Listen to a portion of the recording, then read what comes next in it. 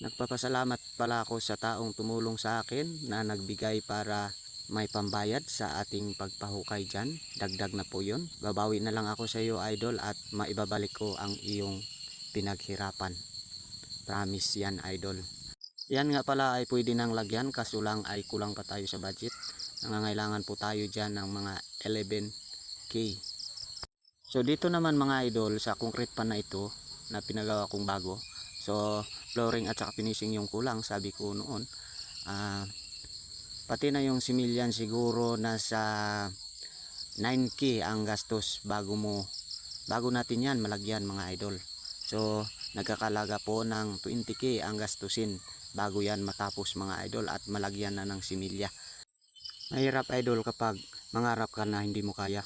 Mabuti na lang may tumulong po sa atin. Hello mga kamaster, yan po ay subukan po nating magmama kung dito po sa amin yung ganyan. Iwan ko lang kung sa ibang lugar kung anong tawag.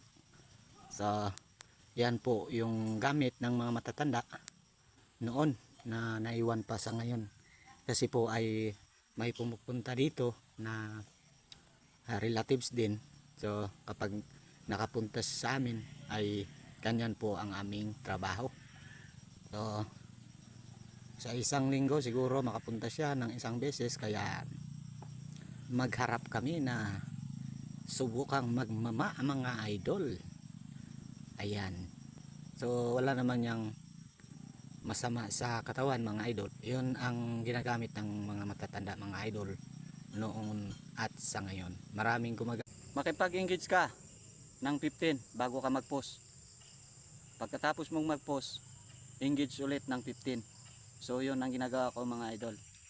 Sigurado yan, mapapansin ka talaga. Tandaan mo.